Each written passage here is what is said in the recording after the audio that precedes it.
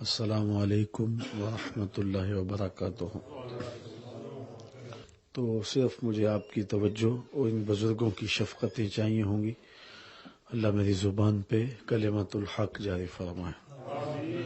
جیسا کہ بتایا گیا کہ یہ ذکر رسول کی محفل ہے، محفل میلاد ہے، اور یہ موسم نور ربیع الاول اپنی تمام تارانائیوں کے ساتھ اپنا دامن سمیٹ رہا ہے اور پوری دنیا میں حضور کے ذکر کا چراغ ہے۔ اتنا تذکرہ ہم نے کسی کا نہیں ہوتے دیکھا جتنا میرے حضور کا ہو رہا ہے۔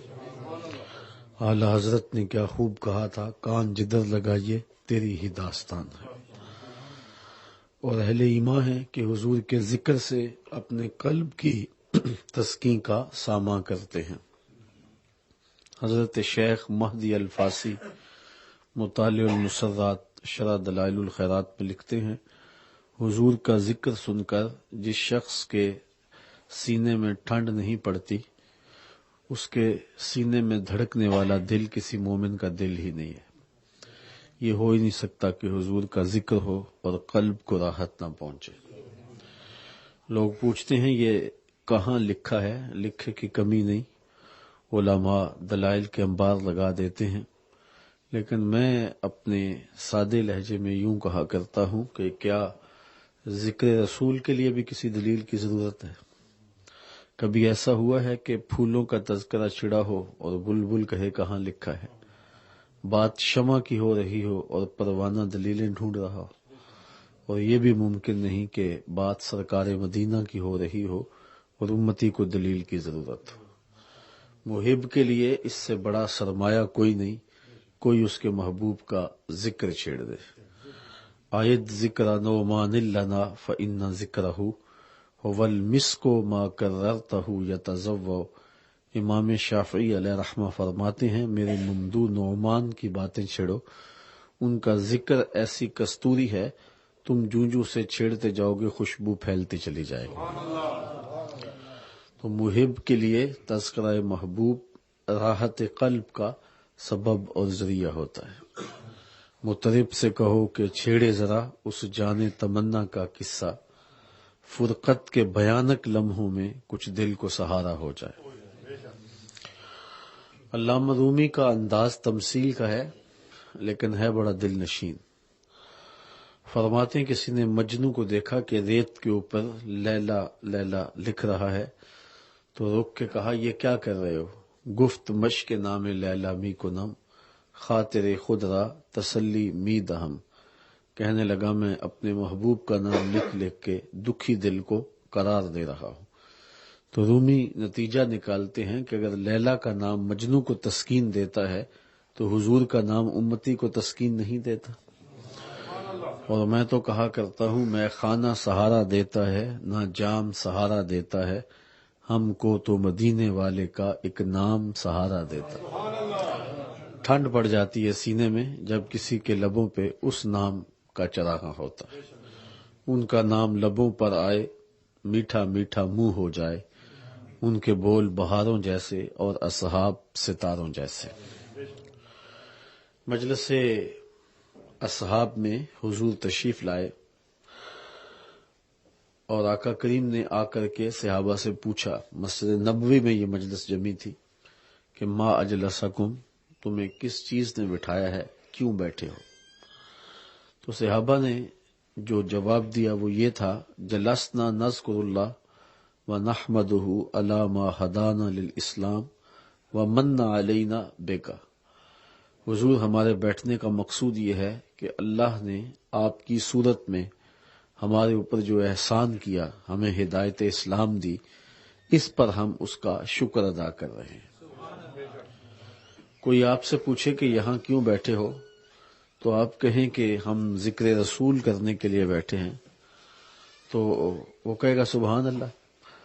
تو صحابہ سے پوچھا کیوں بیٹھے ہو، تو انہوں نے کہا کہ ہم اس بات پر اللہ کا شکر ادا کرنے بیٹھے ہیں کہ اس نے ہمیں ہدایت اسلام دی اور حضور آپ کی صورت میں ہمارے اوپر احسان فرمایا۔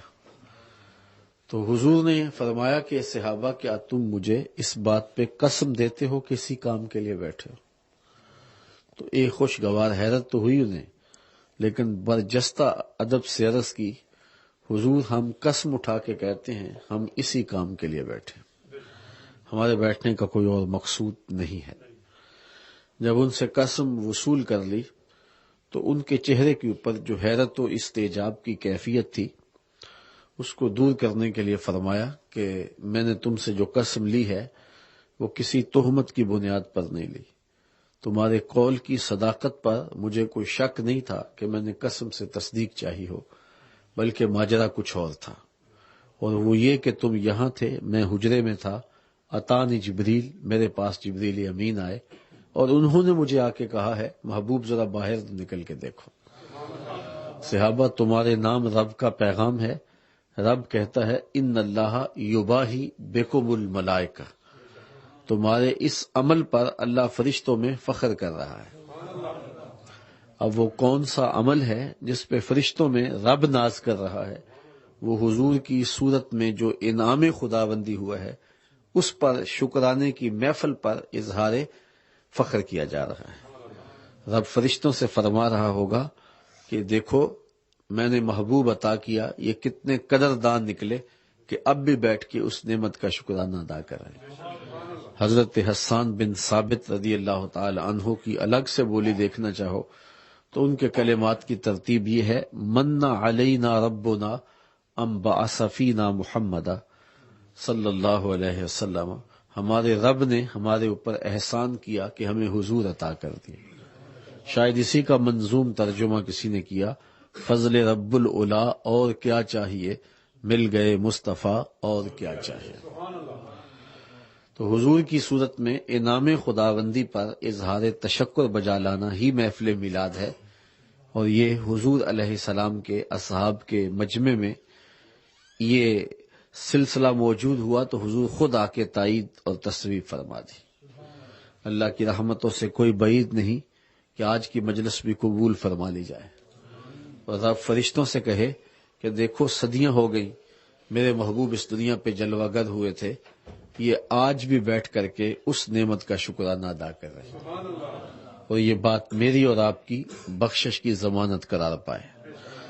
باقی جہاں تک حضور کی صورت میں جو انعام ہوا ہے اس کے تشکر بجا لانے اور اس کا حق ادا کرنے کی بات ہے تو ہم ساری زندگی بھی مدح و ستائش اور تعریف و توصیف کی زبان کھولے رکھیں، پھر بھی حضور کی مدح کا حق ادا نہیں ہو سکتا۔ میں کہتا ہوں ہمارے بدن پہ اتنے بال نہیں ہیں جتنے رسول اللہ کے احسانات ہیں، ہمارا بال بال قرض رسالت میں جکڑا ہوا ہے۔ خدا شناسی تو بڑی دور کی بات ہے، ہم خود شناس بھی نہ ہوتے اگر حضور نہ آتے۔ انسان کی پیشانی کا تقدس کہاں کہاں پامال نہیں ہوا، خدا شناسی تو بڑی دور کی بات ہے، یہ اپنے آپ کو بھی نہیں پہچانتا تھا کہ میں کون ہوں، اور اس نے بتوں کے چرنوں میں اپنی پیشانی کے تقدس کو پامال کیا، اس نے پتھر کی مورتیوں کو معبود جانا، اس نے مٹی کے بنے ہوئے مادوں کے آگے ماتھا رگڑا، اجرام فلکیہ کو، مظاہر فطرت کو، اور نباتات، بہائم، چوپایوں، حتیٰ کہ انسان کی تاریخ اتنی شرمناک ہے، اس نے مچھروں کو، مکھیوں کو، بچھوؤں اور سانپوں کو، یہ کیچوا جس سے مچھلی پکڑی جاتی ہے کانٹے سے لگا کے، اس کو بھی اپنا معبود سمجھا ہے۔ یہ اپنے آپ سے آگاہ نہیں تھا، اور جو چیزیں اس کی خدمت اور ضرورت اور نوکری کے لیے پیدا کی گئی ہے یہ ان کو معبود سمجھ رہا ہے۔ یہ درخت اس لیے پیدا کیے گئے اسے آکسیجن فراہم کریں، اسے چھاؤں دیں، اسے پھل دیں، اسے ماحولیاتی آلودگی سے بچائیں، اس کے ایندھن کے کام آئیں، لیکن یہ ان کو معبود سمجھ رہا ہے۔ یہ سواریاں اس لیے پیدا کی گئی کہ اس کو دودھ کی، یہ جانور اس لیے پیدا کیے گئے کہ اس کی سواری کے کام آئیں، اس کی بار برداری کے کام آئیں، اس کو دودھ اور گوشت کی ضروریات فراہم کریں، لیکن یہ انہیں اپنا معبود سمجھ رہا ہے۔ یہ ستارے اس کی راہوں میں روشنی ڈالنے کے لیے اور اس کے ذوق نظر کی تسکین کے لیے پیدا کیے گئے، لیکن یہ ان کو اپنا معبود سمجھ رہا ہے۔ تو جو چیزیں اس کی خدمت کے لیے پیدا کی گئی ہیں یہ ان کو بھی خدا سمجھ رہا ہے، تو یہ کس قدر جو ہے وہ خود نا آشنا تھا اور جسے یہ بھی نہ پتا ہو کہ میں کون ہوں۔ اقبال نے کہا تھا، اپنے من میں ڈوب کر پا جا سراغ زندگی، میرا نہیں بنتا تو نہ بن، اپنا تو بن۔ یہ تو اپنا بھی نہیں تھا، اور اس نے اپنی پیشانی کو کہاں کہاں پامال نے کیا تھا۔ یہ تو میرے حضور آئے، اور جنہوں نے آ کر انسان کو اس کی خودی سے آشنا کیا اور خدا آشنا کیا، اور بتوں کے چرنوں سے اس کی پیشانی اٹھا کے مالک کی دہلیز پہ رکھی، اور اسے بتایا کہ اندھیروں میں رہنے والے ذرا روشنیوں میں آ، اور جو تیری خدمت اور تیری ضرورت اور نوکری کے لیے چیزیں پیدا کی گئی تو ان کو معبود سمجھ رہا ہے۔ اس چاند کو پوچھتا ہے، یہ دیکھ انگلی اٹھتی ہے اور یہ ٹکڑے ہو کے قدموں میں آتا ہے۔ اس سورج کو پوچھتا ہے، یہ تو خادم ہے، یہ دیکھ اشارہ ہوتا ہے اور یہ بھاگتا ہوا عصر کے وقت پہ آتا ہے۔ ان درختوں کو پوچھتا ہے، جا میں نہیں تو ہی کہہ دے تمہیں اللہ کا رسول بلا رہا ہے۔ تو درخت دوڑتے آئے، قدموں میں سلامی پیش کرنے لگے۔ تو مٹھی ابو جہل کی ہے، پتھر کلمے میرے حضور کے پڑ رہے۔ تو اب انسان کی آنکھ کھلی، اور اب اسے پتا چلا، اور وہ خاک نشین اب وہ افلاک کی طرف دیکھنے لگا، اور اب اس کے تیور بدل گئے۔ اب وہ کہتا ہے ستاروں سے آگے جہاں اور بھی ہے۔ اب اسے پتا چلا، پرے ہے چرخ نیلی فام سے منزل مسلمان کی، ستارے جس کی گرد راہوں وہ کارواں تو ہے۔ اب اسے سمجھ آئی، کانپتا ہے دل تیرا اندیشہ طوفان سے کیا، نا خدا تو بحر تو کشتی بھی تو ساحل بھی تو، دیکھ آ کر کچھ آئے چاکے گریباں میں کبھی، کیس تو لیلا بھی تو صحرا بھی تو محمل بھی تو، وائے ناکامی کہ تو محتاج ساکی ہو گیا، میں بھی تو مینا بھی تو مستی بھی تو حاصل بھی تو، آہ کس کی جستجو آوارہ رکھتی ہے تجھے، راہ تو راہ رو بھی تو رہبر بھی تو منزل بھی تو، بے خبر تو جوہر آئینہ ایام ہے، تو زمانے میں خدا کا آخری پیغام ہے۔ اب اسے پتا چلا کہ میں کون ہوں اور میری حیثیت کیا ہے اور میں کہاں کھڑا ہوں، اور یہ روشنی ملی، یہ اجالا نصیب ہوا تو حضور کی چوکھٹ سے نصیب ہوا۔ اور جنہیں حضور کا در میسر نہیں وہ آج بھی اندھیرے میں۔ پی ایچ ڈی ڈاکٹر ہے اور بت کے آگے ہاتھ جوڑے کھڑا ہے۔ اس کی اتنی بھاری بھرکم ڈگری اسے فہم و ادراک کی روشنی نہیں دے رہی، اور وہ پتھر کے بنے ہوئے اس بت کو جو اپنے بدن پہ بیٹھی مکھی بھی نہیں اڑا سکتا معبود سمجھ رہا ہے۔ تو اس کی عقل و بینش کوئی کام نہیں کر رہی۔ M B B S doctor ہے اور گائے کے پیشاب کو تبرک سمجھ رہا ہے، اور اس کو چسکیاں لے کے گاؤ ماتا کا تبرک سمجھ کے پی رہا ہے۔ میرا تعلق پاکستان کے ایک دیہات سے ہے، اور میں نے وہاں دیکھا کہ ہماری مسجد کی ٹوٹیوں پہ ایک 8 سال کا یا 7 سال کا بچہ تھا، وہ پانچے کو مل مل کے دھو رہا تھا۔ تو میں نے دور سے جھڑکا کہ اتنا زیادہ تم نے پانی کھولا ہے؟ تو وہ کہنے لگا، صاحب میں گلی سے گزر رہا تھا تو کسی جانور کے پیشاب کا چھینٹا گرا ہے، جس سے میرے پانچے پر جو ہے وہ غلاظت آ گئی ہے، اور میں اس کو صاف کر رہا ہوں۔ میں سوچ میں پڑ گیا کہ ڈاکٹر کو تو سمجھ نہیں آئی، اس 7 سال کے بچے کو سمجھ آ گئی۔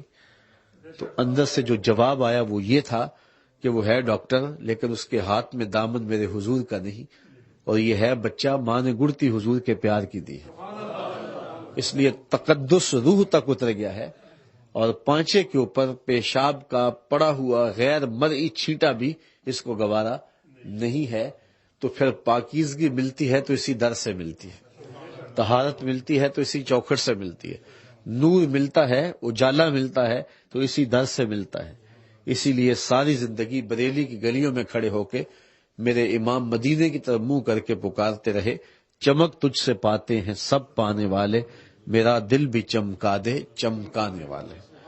تو اس لیے ہم ساری زندگی بھی حضور کے نام پہ گزار دیں، حق کے شکر ادا نہ ہو، اس لیے کہ حضور کے اتنے احسانات ہیں۔ ہمیں جینے کا شعور ہی حضور نے دیا ہے، ہمیں زندگی کا جمال ہی حضور نے دیا ہے۔ انسانیت کی تذلیل کی کہانیاں آپ پڑھتے ہیں تاریخ میں، اور کس طرح انسان دنیا کی منڈی میں بک رہا تھا، اور غلام کی حیثیت یہ تھی کہ وہ آقا کا جوتا بھی اگر دھوپ سے اٹھا کے چھاؤں میں رکھ دیتا تو آقا اس پہ بھی کوڑے مارتا کہ تو نے مجھے پوچھا کیوں نہیں۔ وہ کہتا جناب خراب ہو رہا تھا اس لیے میں نے چھاؤں میں رکھا ہے۔ تو آقا کہتا تیرے میں یہ سمجھ کہاں سے ہوئی، تو خود سر ہو گیا، تیری خوئے غلامی بدل گئی ہے، تو جو ہے وہ متکبر ہو گیا، سرکش ہو گیا، اس لیے اسے سرے بازار کوڑے مارتا۔ یہ تھی غلام کی حیثیت۔ اقبال نے کہا تھا غلامی کیا ہے ذوق حسن و زیبائی سے محرومی، جسے زیبا کہیں آزاد بندے ہے وہی زیبا، بھروسہ کر نہیں سکتے غلاموں کی بصیرت پر کہ دنیا میں فقط مردان حر کی آنکھ ہے بینا۔ تو غلام کی کون بات سنتا ہے اور کون غلام کو پوچھتا ہے؟ تو غلام یہ رسوائی کی زندگی کاٹ رہا تھا، لیکن میرے حضور آئے اور معراج پہ گئے، واپس پلٹے اور کہا بلال تو کون سا نیک عمل کرتا ہے، میں نے جنت میں تیرے قدموں کی آہٹ کو سنا ہے۔ کیا خیال ہے اس ایک جملے نے دور غلامی کی ساری تھکن اتار نہیں دی ہوگی؟ اور غلام بلال فرش اٹھ کے فراز عرش پہ نہیں پہنچ گیا ہوگا؟ جو آقا کا جوتا بھی بغیر اذن کے چھو نہیں سکتا، اس کو دو جہاں کا سردار کہہ رہا ہے کہ میں نے تیرے قدموں کی آواز کو جنت میں سنا ہے۔ آپ نے علماء کی زبان سے یہ بات بارہا سنی ہے، مجھے تو یہاں گفتگو کرتے بھی جھجک اس لیے آ رہی ہے کہ استاذ الاساتذہ تشریف فرما ہے اور ہم لوگ جو ہیں وہ ان کے شاگردوں کے خوشا چین ہیں۔ تو میں بات کر رہا تھا کہ آپ سنتے ہیں علماء سے کہ جب حضور تشریف لائے تو آقا کریم کی جلوہ گری سے ہی سویبہ لونڈی نے جا کے کہا کہ تیرے مرحوم بھائی کے گھر میں بیٹا پیدا ہوا ہے، یہ ابو لہب کو کہا، تو اس نے انگلی کے اشارے سے کہا کہ جا تو آزاد ہے۔ تو یہاں ایک پہلو تو یہ ہے کہ اس کو بعد میں فائدہ ہوا اور قبر میں بھی اس کو انگلی سے پانی اور مشروب ملتا رہا اور عذاب میں بھی تخفیف رہی۔ بڑے بڑے محدثین نے لکھا ہے اس بات کو، لیکن دوسرا پہلو بھی ہے اور وہ یہ کہ حضور نے صحن کائنات میں قدم رکھا، غلامی کی زنجیریں ٹوٹنے لگیں، اور یہ پیغام تھا حضور کے آنے کا۔ اور پھر حضور نے ایسے طریقے دیے غلامی کو ختم کرنے کے کہ غلامی عملاً ختم ہو گئی۔ روزہ توڑ بیٹھے ہو تو غلام آزاد کرو، زہار کے کفارے میں غلام آزاد کرو، قسم توڑ بیٹھے ہو تو غلام آزاد کرو، اور ویسے بھی ترغیب دی۔ اور پھر وقت آیا کہ دنیا کے اوپر غلامی کا وہ رنگ اور وہ روپ باقی نہ رہا، اور جب تک غلام موجود رہے تو حضور کی نصیحتوں پہ عمل ہوتا رہا کہ جو خود کھاتے ہو غلاموں کو کھلاؤ، جو خود پیتے ہو غلاموں کو پلاؤ، اور جو خود پہنتے ہو غلاموں کو پہناؤ۔ اور حضور نے فتح مکہ کے دن اپنے ساتھ غلام زادے کو حضرت اسامہ بن زید کو بٹھا کر کے دنیا پر اعلان کیا، عملاً اعلان کیا کہ آج فتح مکہ جو ہے وہ غلاموں کو عزت دینے کا دن آ گیا ہے۔ اور دوسرے غلام کو کعبے کی چھت پہ چڑھا دیا اور کہا بلال تم یہاں کھڑے ہو کے اذان پڑھو، اور سارے کرشی نیچے ہیں اور حبشی اوپر کھڑا ہوا ہے۔ تو یہ حضور کا دیا ہوا نور ہے۔ آج انسانیت کی توقیر جہاں بھی ہے، جس ملک میں بھی ہے اور جس بھی قانون کے تحت ہے، وہ سارے قوانین محمد عربی کے قدموں سے نکلتے ہیں۔ یہ سارے سوتے انہی راہوں سے پھوٹتے ہیں اور سارے اجالے اور ساری روشنیاں اسی دہلیز سے لوگوں نے حاصل کی ہیں۔ آج عورت کے حقوق کی بات ہوتی ہے تو ہم اس منظر کو نہیں بھول سکتے ہیں کہ جب بیٹی کو زندہ درگور کر دیا جاتا تھا اور اس پہ باپ فخر کرتا تھا، اور کتنا پست قامت سماج تھا اور کتنا گھنونا معاشرہ تھا کہ بیٹی کو ذبح کر کے، بیٹی کو قتل کر کے، بیٹی کو زندہ درگور کر کے اس کا گلا گھونٹ کے باپ داد پاتا تھا۔ یہ کتنا عجیب زمانہ تھا، اور یہ اتنا بڑا جرم ہے۔ اللہ قرآن مجید میں ارشاد فرماتا ہے وَإِذَا الْمَوْءُودَةُ سُئِلَتْ بِأَيِّ ذَنبٍ قُتِلَتْ، قیامت کے دن قبروں میں گڑی ہوئی بچیاں اٹھائی جائیں گی، ان کے ظالم باپ کے ٹہرے میں ہوں گے۔ اللہ تعالیٰ ان بچیوں سے پوچھے گا بِأَيِّ ذَنبٍ قُتِلَتْ، تمہیں کس جرم میں قتل کیا گیا؟ تو مفسرین نے یہاں سوال اٹھایا، اس کا جواب بھی دیا کہ بیٹیوں کو تو پتہ ہی نہیں کہ ہمیں قتل کیوں کیا گیا۔ آنکھ ابھی کھلنے نہیں پائی تھی کہ بند کر دی گئی، زبان ابھی بولنے نہیں پائی تھی کہ نوچ لی گئی، شعور ابھی سنبھلنے نہیں پایا تھا کہ ریت تلے دبا دی گئی۔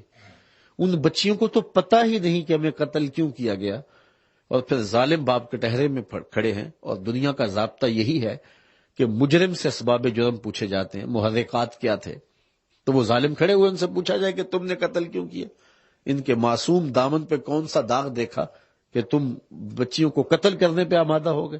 لیکن ان سے نہیں پوچھا جا رہا، بچیوں سے پوچھا جا رہا ہے، پوچھا ان سے جا رہا جن کو پتہ بھی نہیں اور مجرم کٹہرے میں کھڑے ہیں۔ تو مفسرین نے اس کا جواب یہ دیا کہ بیٹیوں کا قتل اتنا گھنونا جرم ہے کہ اللہ تعالیٰ ان کے ظالم باپوں سے بات کرنا بھی گوارا نہیں کرتا۔ حالانکہ یہ خطاب عتاب ہوگا، لیکن یہ بھی گوارا نہیں ہے کہ ان سے ہم کلام بھی ہوا جائے۔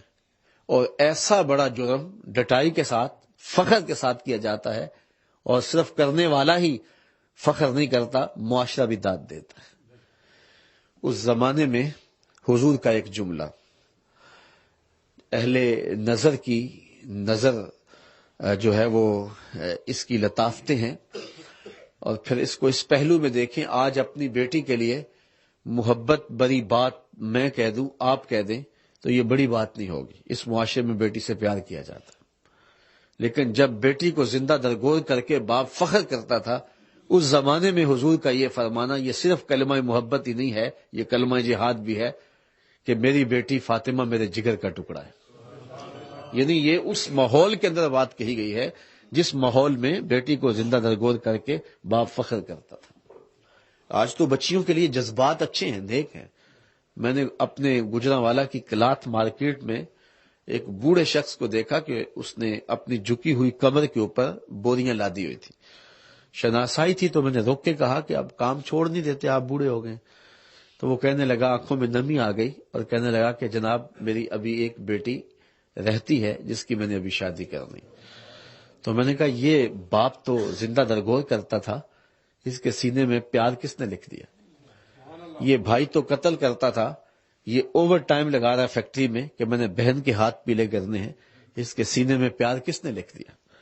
یہ بیرون ملک میں یہاں آتا ہوں تو لوگ یہاں پردیس کاٹ رہے ہیں کہ ہم نے اپنی بیٹیوں کے لیے اچھا ماحول دستیاب کرنا ہے اور ان کی شادیاں اچھے ماحول میں کر دیں، اور یہ مشقتیں یہ کیوں کاٹی جا رہی ہیں؟ یہ پیار سینے میں کس نے لکھ دیا؟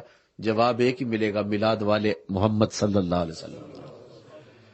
تو بیٹیوں کی تو توقیر ہی نہیں تھی۔ ہمارے پاس لوگ آتے ہیں دعا کے لیے کہ جناب مشکل ہے، معاشی بحران ہے، دعا کر دیجئے، کاروبار نہیں ہے، دعا کر دیجئے، بیماریاں ہیں اور بہت سارے مسائل۔ لیکن بعض لوگ دعا کے لیے کہتے ہیں تو ان کے ہونٹ کپ کپا رہے ہوتے ہیں اور بدن لرز رہا ہوتا ہے، اور پھر جب سنتے ہیں تو اپنا دل بھی قابو میں نہیں رہتا، کہتے ہیں جناب دعا کر دیجئے، ہماری بیٹی سسرال میں دکھی ہے، اللہ اسے سکھ دے دے۔ تو بیٹی سسرال میں دکھی ہو تو باپ سو نہیں سکتا، ماں کو نیند نہیں آتی۔ بیٹی کا فون آیا ہے، اس نے بتایا بھی کچھ نہیں، صرف لہجہ ٹوٹا ٹوٹا تھا، تو باپ کو چین نہیں آ رہا، ماں کو چین نہیں آ رہا۔ میں کہتا ہوں کہ یہ باپ تو زندہ درگور کر کے فخر آرام سے سو جاتا تھا، یہ ماں تو بیٹی کو زندہ درگور کرنے کے بعد چین کی نیند سو جاتی تھی، اور آج بیٹی کا لہجہ تھوڑا سا شکستہ ہے تو اس کو رات نیند نہیں آ رہی، باپ کو رات چین نہیں آ رہا، اور کپ کپا رہے ہیں لفظ اس کے، اور کہہ رہا جناب دعا کر دیجئے اللہ سے سسرال میں سکھ دے دے۔ اس کو کوئی وہاں دکھ محسوس ہو رہا ہے، میرا دل بے چین ہے۔ تو بیٹی کے لیے پیار کے یہ جذبات سینوں کے اندر کس نے رکھ دیے؟ یہ آمنہ کے لال محمد عربی صلی اللہ علیہ وسلم نے رکھے نا۔ تو پھر اس بیٹی کو اگر کوئی کہے کہ تو حضور کا میلاد نہ منا، میرے پاس دیکھ کتنے بڑے دلائل موجود ہیں، تو وہ کہے گی منہ دوسری جانب کر، مجھے تو ساری عزتیں حضور نے دی ہیں، مجھے تو شناخت ہی حضور نے دی ہے، مجھے تو پہچان ہی حضور نے دی ہے، مجھے تو وقار ہی حضور نے دیا، مجھے تو زمانے میں کوئی قبول کرنے کے لیے تیار نہیں تھا۔ باپ کہتا تھا کہ تو اس سے، اپنی بیوی کو کہتا کہ اس سے تو سانپ کو جنم دے لیا ہوتا تو اچھا تھا، لیکن مصطفیٰ کریم علیہ السلام نے آ کے بیٹی کے وقار کو بحال کیا۔ بلکہ سیدہ جب آتی تھی، سیدہ فاطمہ الزہرا، حدیث میں آتا فاجلسہا فی مجلسہ، حضور اپنی جگہ کے اوپر ان کو بٹھاتے اور اٹھ کر اپنی بیٹی کا استقبال کرتے، تاکہ دنیا کو پتہ چلے کہ بیٹی کس مقام پر ہے اور کس وقار کی مسند پر ہے۔ آپ تاریخ عرب پڑھیں، جس طرح وہ بیٹی کو زندہ درگور کر دیتے تھے، وہ بہن کا گلا بھی چیر دیتے تھے کہ کل ہمارا کوئی بہنوئی نہ کہلائے، یہ ہماری آبرو کے منافی ہے۔ اور میرے اور آپ کے آقا مولا نے جہاں بیٹی کو تکریم دی، وہاں بہن کی عزت کے نشان بھی قائم کیے۔ اور فرمایا جو 2 بیٹیاں یا 2 بہنیں ان کو پروان چڑھائے اور اللہ کی رضا کے لیے نکاح کر دے، قیامت کے دن وہ اس طرح میرے نیڑے ہوگا جس طرح میری یہ 2 انگلیاں قریب ہیں۔ اور آپ کو پتا ہے کہ حضور کی حقیقی بہن کوئی نہیں تھی، لیکن حضور کی ایک ہمشیرہ تھی حضرت شیمہ، جو حضرت حلیمہ سعدیہ کی بیٹی تھی۔ جب حضور بنو سعد میں گئے ہیں تو وہ حضور کو گود میں لے کر کے جو ہے وہ لوریاں دیا کرتی تھی۔ شام کے وقت بچیاں جب ویر لے کے آتی ہیں، یہ آپ میں سے جن لوگوں کا تعلق دیہات سے ہوگا ان کو میری بات سمجھنا ذرا زیادہ آسان ہوگا، باقی بھی سمجھ پائیں گے۔ ہمارے دیہاتوں میں رواج ہے کہ شام کے وقت جب عورتیں کھانا پکانے میں مصروف ہوتی ہیں تو بچیاں ویر اٹھا کے باہر کھلے میدان میں چوپال میں لے آتی ہیں، تاکہ یکسوئی کے ساتھ مائیں جو ہیں وہ کھانا پانی کر سکیں اور بچے بھی کھلی آب و ہوا میں جا سکیں۔ تو جا کے جب بچیاں ویر لے کے آتی ہیں تو ہر بہن کا خیال ہوتا ہے کہ میرے ویر سے سونا زمانے میں کوئی نہیں۔ کسی مفکر نے کہا تھا خوبصورتی دیکھنے والے کی آنکھ میں ہوتی۔ ہم نے بچپن میں باقاعدہ مناظرے سنے بہنوں کے، جس کے بھائی کا رنگ سانولا ہوتا وہ کہتی ہے رنگ سے حسن نہیں ہوتا، حسن کا تعلق نقوش سے ہے، میرے بھائی کے نقوش سونے لہذا میرا ویر سونا ہے۔ اور جس کے بھائی کا رنگ سونا ہوتا وہ کہتی ہے رنگ نہیں تو کچھ بھی نہیں ہے لہذا میرا بھائی سونا ہے۔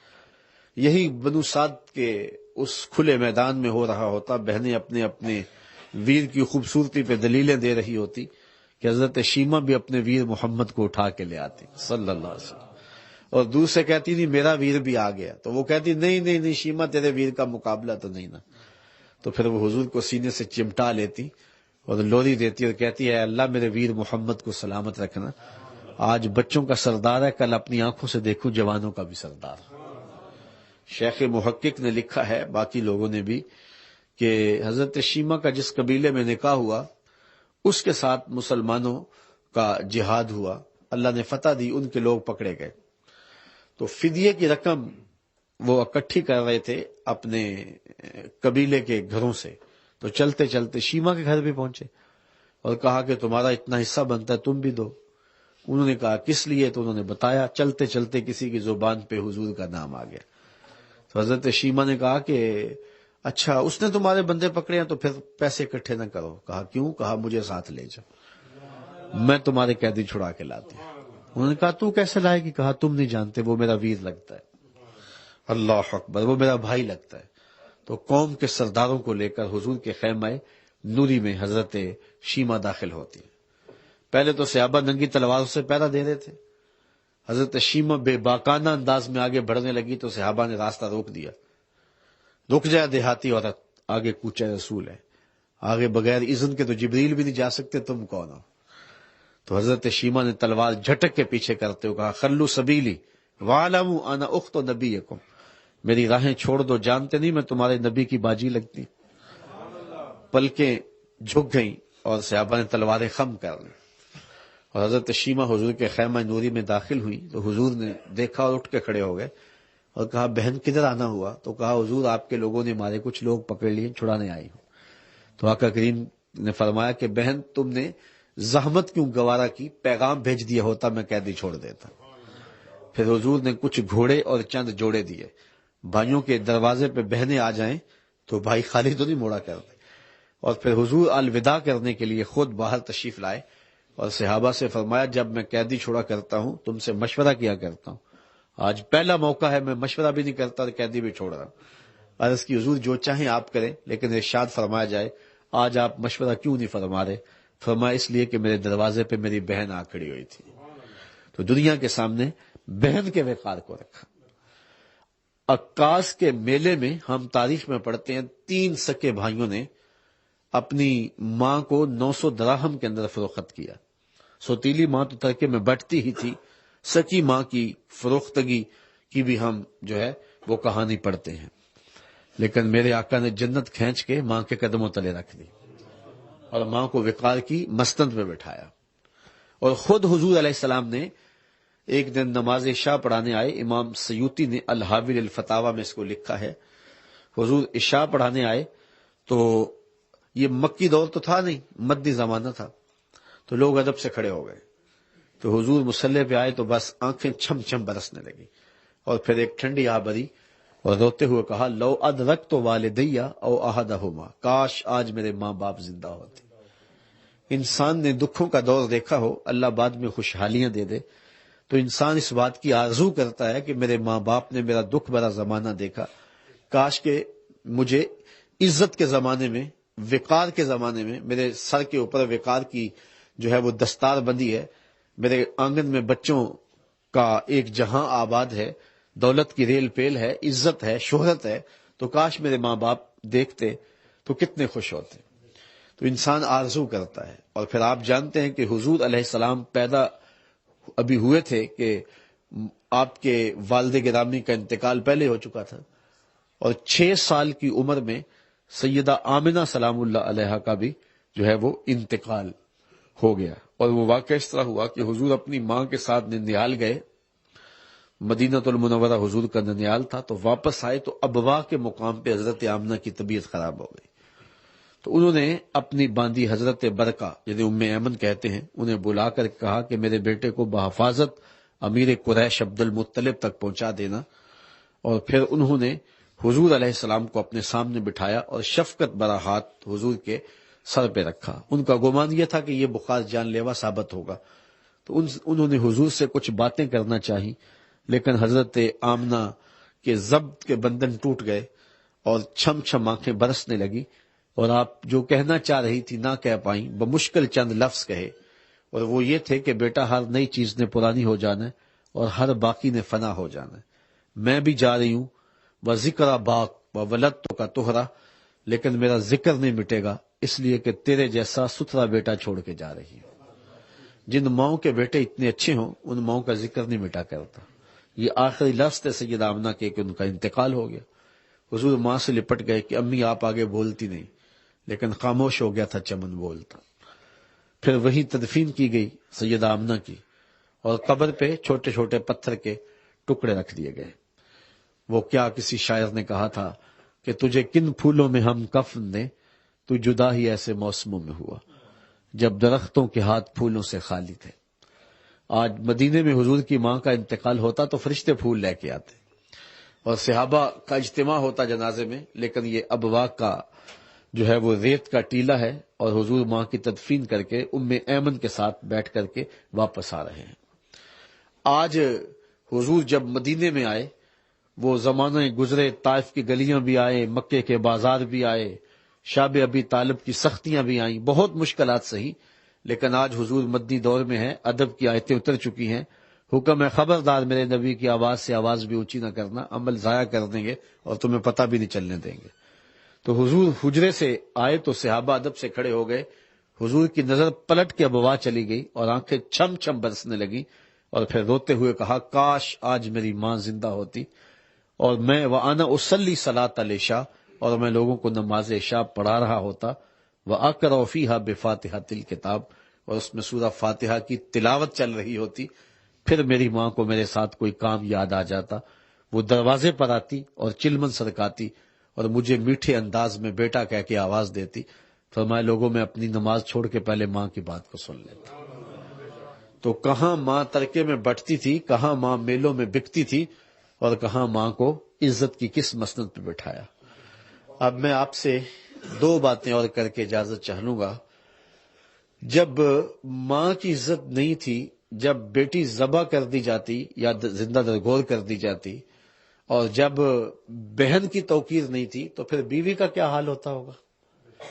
یعنی جب ان رشتوں کا جو خونی رشتے ہیں، جب ان کا تقدس بھی نہیں تھا، تو پھر بیوی کے ساتھ کیا سلوک کرتے ہوں گے. لیکن میرے اور آپ کے آقا و مولا نے جہاں باقی رشتوں کو تقدس دیا، وہاں بیوی کو محبوبہ کی مسند پہ بٹھا دیا. سیدہ عائشہ رضی اللہ تعالیٰ عنہا کو حمیرہ کہہ کے پکارا کرتے تھے. بلکہ فرماتی ہیں ایک دن حضور تشریف لائے تو میں آب خورے میں پانی لے رہی تھی، تو حضور نے دور سے مجھے دیکھ کے کہا عائشہ تھوڑا سا پانی میرے لیے بھی چھوڑنا. تو میں نے پانی چھوڑ دیا تو حضور نے میرے ہاتھ سے پانی لیا، پینے لگے تو پھر رک گئے، پھر میری جانب دیکھ کے کہا عائشہ ذرا بتانا تم نے ہونٹ کہاں لگائے تھے، مجھے بتاؤ اگر شوہر کا رویہ بیوی کے ساتھ یہ ہوگا تو گھر جنت بنے گا یا نہیں بنے گا. اور کائنات کی تاریخ میں اس کی دوسری مثال نہیں ہے کہ حضرت سیدہ خدیجہ الکبریٰ کا جب آخری وقت آیا تو انہوں نے سیدہ فاطمہ سے بھیجا کہ جاؤ جا کے اپنے باپ سے چادر رحمت مانگ لاؤ. تو وہ حاضر خدمت ہوئی تو حضور نے پوچھا بیٹا ماں سے پوچھو چادر کرنی کیا ہے. تو حضرت فاطمہ پوچھنے آئی تو حضور بھی پیچھے آ گئے. سیدہ خدیجہ کا بدن بخار سے تپ رہا تھا، آخری وقت تھا. تو انہوں نے کہا حضور میں نے چادر اس لیے منگوائی ہے کہ مجھے لگتا ہے کہ یہ بیماری سے میں جان بر نہیں ہو سکوں گی. میں نے چادر اس لیے طلب کی ہے کہ اس چادر سے مجھے کفن دیا جائے. اندھیروں میں بیٹھ کے عقیدے نہ گھڑے جائیں، عقیدے وہی رکھے جائیں جو نبی کے گھر والوں کے ہیں. سیدہ خدیجہ کا عقیدہ ہے حضور کے بدن سے چھوئی ہوئی چادر کفن کے لیے مل جائے تو بخشش کی ضمانت ہے. تو کہا کہ حضور میں نے اس لیے چادر مانگی. پھر سنو حضور نے کیا کہا. آنکھیں چھم چھم برسنے لگی اور حضور نے فرمایا خدیجہ تو چادر مانگی ہے، لو اردت جلدی لآتیتک، اگر تو میری جلد بھی مانگتی تو میں وہ بھی اتار کے دے دیتا. کوئی لاؤ تو صحیح جو ہے وہ کوئی ایسی دوسری مثال. تو زمانے کو عزتیں میرے حضور نے دی ہیں، رشتوں کو تقدس میرے مصطفیٰ نے دیا ہے. ایک غیر مسلم نے اسلام کو قبول کیا، کسی میگزین میں چھپا تھا. تو اسے پوچھا گیا کہ اسلام کی کس قدر نے تجھے متاثر کیا. تو اس نے کہا سیرت کا صرف ایک واقعہ میری ہدایت کا سبب بن گیا. وہ کیا؟ کہا مجلس رسول کی لگی ہوئی تھی صلی اللہ علیہ وسلم. تو ایک شخص اٹھ کے کھڑا ہو گیا کہ میرا بیٹا کئی دنوں سے گم ہے، مل نہیں رہا، آپ دعا کر دیں مل جائے. قبل اس سے کہ حضور کے ہاتھ اٹھتے اور اجابت کے سارے در کھل جاتے، اسی مجلس میں ایک اور شخص اٹھ کے کھڑا ہو گیا، عرض کرنے لگا حضور میں ابھی فلاں باغ کے قریب سے گزر کے آیا ہوں، بچوں کے ساتھ میں نے اس کے بیٹے کو وہاں کھیلتے ہوئے دیکھا ہے. تو باپ کو جب یہ پتا چل گیا کہ میرا بیٹا فلاں باغ میں ہے تو اس نے اس کی تلاش میں دوڑ لگا دی. تو حضور نے فرمایا سے بلایا گیا. کہا بہت جلدی ہے. جی حضور آپ جانتے ہیں ایک باپ کے جذبات کیا ہوتے ہیں. کئی دنوں سے آنکھیں ترسی ہوئی ہیں اور ممتا کی ماری ہوئی ماں الگ تڑپ رہی ہے، نہ اس نے کچھ کھایا ہے نہ کچھ پیا ہے اتنے دنوں سے.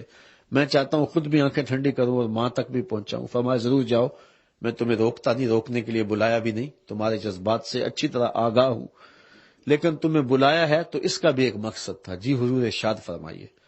فرمایا جب باغ کے کنارے جاؤ تو بچوں کے ساتھ اپنے بیٹے کو کھیلتا ہوا دیکھو تو اس کو بیٹا بیٹا کہہ کے آوازیں نہ دینے لگ جانا، اس کے نام سے اسے پکارنا اور گھر لے جانا. عرض کی حضور میرا بیٹا ہے، اگر میں بیٹا کہہ کے پکاروں تو حرج بھی کیا ہے. فرمایا کئی دنوں سے بچھڑے ہو، تمہارے لہجے میں بلا کا رس ہوگا اور تم نہیں جانتے، ہو سکتا ہے کھیلنے والوں میں کوئی یتیم بھی کھیل رہا، اور جب تم اپنے بیٹے کو بیٹا کہہ کے پکارو گے تو اس کا دل چھلی ہو جائے گا، آج میرا باپ ہوتا تو مجھے بھی بیٹا کہہ کے پکار. ہمیں تعلیم دی گئی ہے بیوہ کے سامنے اپنی بیوی سے پیار نہ کرو، غریب کے سامنے اپنی دولت کی نمائش نہ کرو، بلکہ میرے حضور نے یہاں تک فرمایا اپنے گوشت کی خوشبو سے غریب ہمسائے کو تکلیف نہ دو، یا تو تھوڑا سا پانی زیادہ ڈال لو اور شوربے کی پیالی ہمسایوں کے گھر بھی بیچ دو. اور اگر یہ نہیں کر سکتے تو ایسے زاویے میں اور ایسے وقت میں کھانا پکاؤ جب غریب کے بچوں تک اس کی مہک نہ پہنچے. بچے ضد کر بیٹھے اور مزدور باپ ضد پوری نہ کر سکتا ہوا تو ان بلکتے ہوئے بچوں کو کون چپ کرائے گا. وہ کیا کسی نے کہا تھا دوپہر کو سلا دیتی ہے بچوں کو وہ اس ڈر سے، دوپہر کو سلا دیتی ہے بچوں کو وہ اس ڈر سے، گلی میں پھر کھلونے بیچنے والا نہ آ جائے. تو حضور علیہ السلام نے ہمیں یہ تعلیمات دی ہیں، کیسا لوگوں کی نزاکت قلبیہ اور یتیم کی نزاکت قلبیہ کا خیال اور لحاظ رکھا ہے. تو اب اس یتیم کو کوئی کہے کہ تو حضور کا میلاد نہ منا تو وہ کہے گا منہ دوسری جانب پھیر لے، میں تو دم دم مصطفیٰ کا نام لوں گا، میں تو اٹھوں گا تو نام حضور کا لوں گا، میں تو بیٹھوں گا تو نام حضور کا لوں گا. مجھے تو شناختی حضور نے دی ہے، مجھے تو عزتی حضور نے دی ہے. مجھے تو دھکے دیے جاتے تھے، فذالک الذی یدعو الیتیم قرآن نے بتایا ہے، تو مجھے تو عزت اس چوکھٹ سے ملی ہے. میں تو ساری زندگی حضور کے نام کا جھنڈا اٹھا کے گھومتا رہوں تو حق پھر بھی ادا نہ ہو، اس لیے کہ میرے وقار کی ضمانت مصطفیٰ جان رحمت ہے. تو اس لیے حضور کا میلاد یہ ایک دن کا میلاد کیا، ایک شب کا میلاد کیا، ساری زندگی بھی میلاد میں گزار دے، حق کے شکر پھر بھی میلاد ادا نہ ہو. اور آخری بات تعلیم کے حوالے سے یہ ہے کہ میلاد تو عربی کا لفظ ہے نا، اردو میں اسے یوم پیدائش کہتے ہیں اور عربی والے اسے انگلش والے برتھ ڈے کہہ دیتے ہیں. تو کسی کی برتھ ڈے پہ اگر آپ جائیں، پہلے تو یہ ہے کہ اگر کسی کی برتھ ڈے ہو تو کوئی بلائے تو جاتے ہو یا اپنے آپ ہی چلے جاتے ہو؟ کوئی بلائے تو جاتے ہو نا. وہ کہتے ہیں بلایا تو اب جانا ہے، نہیں بلایا تو نہیں جانا ہے. تو پھر حضور کے میلاد پہ خود آگے ہو یا حضور نے بلایا ہے تو آئے ہو. وہ کیا کسی نے کہا تھا نا، محبوب کی محفل کو محبوب سے جاتے ہیں، آتے ہیں وہی جن کو سرکار بلاتے. اور دوسری بات، جب کسی کی برتھ ڈے پہ جاتے ہو تو خالی ہاتھ جاتے ہو یا کوئی تحفہ بھی لے کے جاتے ہو؟ تو یقیناً کوئی تحفہ لے کے جاتے ہو. تحفہ بھی وہ جس سے وہ خوش ہو جائے. بچہ ہے تو کھلونا لے جاتے ہو، بڑا ہے تو اس کے مطابق. تو حضور کے میلاد پہ آئے ہو تو کوئی تحفہ حضور کو بھی پیش کرو، اور تحفہ وہ پیش کرو جس سے حضور خوش ہو جائیں. اب حضور کس سے خوش ہوں گے؟ فرمایا وجعلت قرۃ عینی فی الصلاۃ، میری آنکھوں کی ٹھنڈک نماز میں رکھی. اگر آج اس میلاد کی محفل میں بدقسمتی سے ہم میں سے کوئی شخص بے نمازی ہے تو یہ تحفہ حضور کی بارگاہ میں پیش کرے کہ آج کے بعد نماز نہیں چھوٹے گی. اور اگر خوش قسمتی سے ہم سارے نمازی ہیں تو یہ عزم کر کے جائیں کہ ہمارے گھر کی چار دیواری میں کوئی بے نمازی نہیں رہے گا، چونکہ جہاں بے نمازی ہوتا ہے وہاں نحوست ہوتی ہے.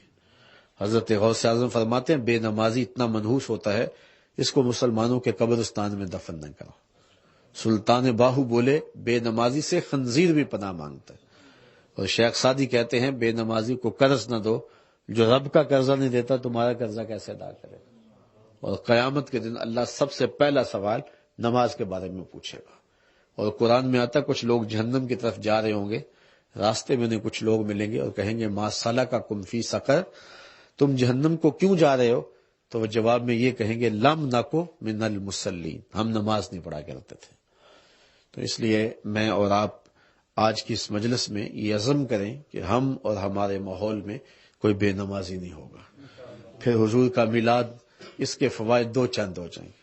میرے حضور فرماتے ہیں میرے شیخ محترم کہ یاری لا تو پاک نبی سنگ اے پر پوری یاری، پھر درود قبول ہے تیرا لکھ نالوں ایک واری. تو یہ ہے کہ ہم حضور کا میلاد مناتے ہیں تو حضور کی تعلیمات، حضور کے لائے ہوئے دین کو جو ہے وہ ہم اپنائیں اور اختیار کریں اور اپنی نسلوں میں ہم منتقل کریں. یہ ایک الگ مضمون ہے کہ ہم اپنی نسلوں میں حضور کا پیار کیسے منتقل کر سکتے ہیں. اگر ان دنوں میں دوبارہ موقع ہوا تو میں اس عنوان سے کچھ باتیں ضرور آپ کے سامنے رکھوں گا، نہیں تو آنا جانا لگا رہتا ہے. یار زندہ صحبت باقی.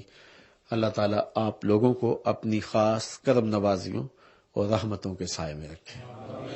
اور آپ اس دیار میں رہ رہے ہیں تو یہاں کی مشکلیں اور پیچیدگیاں جو ہیں اللہ تعالیٰ آپ سب کو ان سے محفوظ رکھے. اور اللہ کی بارگاہ میں آپ کی تڑپتی آمین کے ساتھ دعا ہے کہ اللہ میرے وطن کی خیر فرمائے. میں اٹلی میں تھا تو مجھے دوست وہاں پوچھنے لگے کہ آپ کو یہ ملک کیسا لگا؟ تو میں نے کہا کہ اچھا لگا، لیکن میرے ملک کی مست ہواؤں کا مقابلہ یہ ملک نہیں کر سکتا. میرے وطن کی مٹی سے خوشبو آتی ہے اور اس کی وادیاں اور اس کے کوہسار اور اس کی مست ہوائیں جو ہے وہ عجیب نور بانٹتی ہیں. بس نظر لگی ہے میرے ملک کو. آپ یہ دعا کریں کہ اللہ اس ملک کو امن کے اجالے دے دے اور وہاں دہشت گردی کے سلگتے لاؤ ٹھنڈے کر کے امن کی بہاریں پیدا کر دیں. مکہ المکرمہ اور مدینہ رسول کے بعد اگر کوئی بستی محبتوں کا نگر ہے اور کوئی جو ہے وہ الفتوں کا نگر ہے تو وہ پاکستان ہے. اور مصطفیٰ جان رحمت صلی اللہ علیہ وسلم نے بھی ارشاد فرمایا، اقبال نے اس کا ترجمہ کیا کہ میرے عرب کو آئی ٹھنڈی ہوا جہاں سے، میرا دیش وہی ہے، میرا دیش وہی ہے. تو پاکستان اللہ کی رحمت ہے. وہ ایک زمانہ تھا کہ ایک ہمارا فوجی بارڈر کراس کر گیا انڈیا کا، تو اسے سمگلر سمجھ کے مقامی لوگوں نے پکڑ لیا اور ایک سکھ گھر میں قید کر دیا گیا کہ صبح اپنی ملٹری کو دے دیں گے، یہ کوئی سمگلر ہے. تو وہ کہتا ہے کہ رات پچھلے پہر ایک بوڑھی عورت جس کے چہرے پہ جھریاں تھی وہ کھڑکی پہ آئی اور نفرت انگیز انداز میں مجھے گھورتے ہوئے کہا کہ تمہیں پاکستان اس لیے بنا کے دیا تھا کہ تم وہاں سمگلنگ کرو. تو میں نے اس کو کہا پہلی بات تو یہ ہے بڑھیا، میں سمگلر نہیں ہوں، میں فوجی ہوں. اور دوسری بات یہ ہے کہ تم نے پاکستان کب بنایا تھا؟ سکھوں نے تو جو ادم مچایا تھا پاکستان بنتے ہوئے وہ ہم کبھی نہیں بھول سکتے. تو اس خاتون کی آنکھوں میں آنسو آ گئے اس نے کہا کہ میں سکھ نہیں ہوں، میں مسلمان ہوں، لیکن اس وقت جو لڑکیاں اٹھائی گئی تھی سکھوں نے اٹھائی تھی، ان بد نصیب لڑکیوں میں ایک میں بھی ہوں، اور اب ان کے بیٹوں کی ماں ہوں۔ لیکن میں تمہیں ایک پیغام دیتی ہوں، اگر تم کسی طرح پاکستان پہنچو تو وہاں کے لوگوں کو، باسیوں کو میرا سلام دے دینا اور پیغام دے دینا کہ پاکستان سے خیانت نہ کرنا، پاکستان ایک مقدس ملک ہے۔ میرے پوتروں کو جب بخار آتا ہے تو میں پاکستان کا صرف نام لے کے دم کر دیتی ہوں، اللہ شفا دے دیتا ہے۔ یہ اتنی مقدس دھرتی ہے اور اتنا متبرک ملک ہے۔ اللہ میرے وطن کی ہواؤں کو سلامت رکھے، میرے ملک کی مٹی کو مزید آب و تاب دے، اور وہاں جو بکھرا ہوا خون ہے اللہ تعالیٰ صاف کر دے۔ اب تو لاشیں اٹھا اٹھا کے کندھے تھک گئے ہیں، اور سویر سے شام تک جو ہے وہ لاشیں ہی اٹھانے کا کام رہ گیا ہے۔ اللہ تعالیٰ کچھ صالح کی عادت دے دے، وہ ملک انشاءاللہ تاریخ ہمیں بتاتی ہے کہ عالمی نشت ثانیہ جب ہونی ہے اسلام کی، تو اس وقت پاکستان کا کردار اہم ہوگا، اور جھنڈا پاکستان کے ہاتھوں میں انشاءاللہ ہوگا، اور پوری دنیا کی قیادت کرنی ہے اس وطن نے، اور اللہ تعالیٰ خیر کے وہ لمحے لائے۔ اور یہ جو فی الحال گھڑیاں ہیں، یہ مشکل ترین گھڑیاں ہیں۔ میں نے یہاں آ کر کے محسوس کیا ہے کہ یہاں کے لوگ وہاں کے مقامی رہنے والوں سے زیادہ حساس اور پریشان ہیں پاکستان کے حوالے سے۔ یقیناً آپ کے دکھ لمحوں کی دعائیں پاکستان کو مطلوب ہیں، تو آپ اس وطن عزیز کے لیے دعائیں کرتے رہیں۔ یہ وطن آپ کی دعاؤں کا طالب بھی ہے اور محبتوں کا بھی۔ اللہ مجھے آپ کو اپنی رحمتوں کے سائے میں رکھے، اور یہ جو مختصر نشست ہوئی اس کو یہاں اور اس کے علاوہ جہاں جہاں بھی سنا گیا، دنیا کے جس ملک میں بھی لوگ سن رہے ہیں، اللہ سب کو جزائے خیر عطا فرمائے۔ علامہ اقبال کا سارا فلسفہ نچوڑ دیں تو ایک شعر آتا ہے نتیجے کے طور پہ، کی محمد سے وفا تو نے تو ہم تیرے ہیں، یہ جہاں چیز ہے کیا لوح و قلم تیرے ہیں۔ اقبال کہتا ہے اگر حضور سے وفا کرو گے تو رب کہتا ہے کہ لوح بھی تمہارے ہاتھ میں دے دیں گے، اور تختی بھی تمہیں پکڑا دیں گے، قلم بھی تمہیں دے دیں گے، تختی بھی تمہیں دے دیں گے، پھر جو تم چاہو گے لکھو گے۔ تمہاری تقدیر کے فیصلے پھر واشنگٹن میں نہیں ہوں گے، بلکہ خدا بندے سے خود پوچھے گا بتا تیری رضا کیا ہے، لیکن شرط یہ ہے کہ غلامی حضور کی نصیب ہو جائے۔ تو آپ یہاں بیٹھے ہیں تو مجھے آپ کو دیکھ کر کے، مل کر کے خوشی ہوئی کہ آپ نے یہاں دین کے چراغ کو روشن رکھے ہوئے ہے۔ اللہ ان بزرگوں کو جن کی کاوشوں سے دین کے چہرے پہ رنگ اور آب و نور ہے، اللہ تعالیٰ جل شانہ سلامت رکھے، آپ سب لوگوں کو سلامت رکھے، اس مرکز کو اور زیادہ بڑا کرے۔ میں جب پچھلی بار آیا تھا تو اس مرکزی حال میں پروگرام ہوا تھا، تو آج بتایا گیا کہ وہ تنگ پڑ گیا ہے، تو ہم اس کو کشادہ کر رہے ہیں۔ اللہ کرے آپ جتنا بھی کشادہ کریں اور زیادہ تنگ پڑ جائے، ایسا رجحان نماز کا ہو، ایسا رجحان دین کی طرف ہو، اور یہاں کا ایک ایک بچہ اور اپنی جو ہے وہ ایک ایک فرد یہاں کا جو ہے وہ مسجد کے ساتھ ایسے وابستہ ہو جائے۔ وآخر دعوانا ان الحمدللہ۔